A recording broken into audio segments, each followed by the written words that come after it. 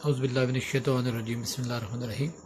عزیز طلباء، آج کا ہمارا موضوع جو ہے وہ سال اول کا 5 نمبر کا جو سوال ہے شعری اصطلاح میں قافیہ کے لغوی معنی پیچھے آنے والا، قافیہ کے لفظی معنی بھی پیچھے آنے والا ہے، لغوی معنی بھی، یا پے در پے آنے والا کے ہیں۔ شعری اصطلاح میں وہ ہم وزن اور ہم آواز الفاظ جو شعر کے آخر میں آئیں قافیہ کہلاتے ہیں۔ قافیہ کی جمع قوافی ہے۔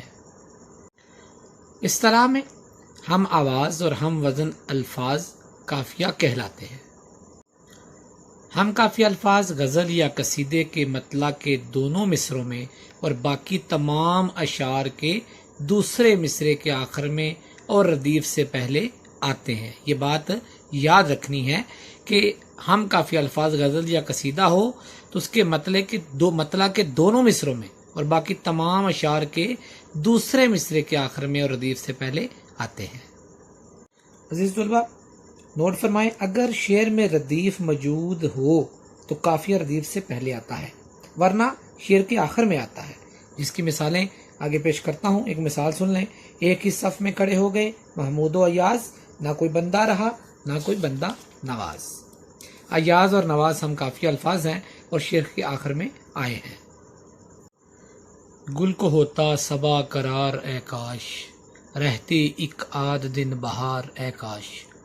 اس شعر میں بھی قرار اور بہار دونوں قوافی ہیں، ہم قافیہ۔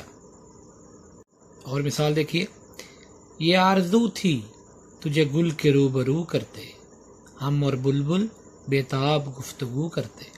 روبرو اور گفتگو یہ بھی ہم قافیہ الفاظ ہیں۔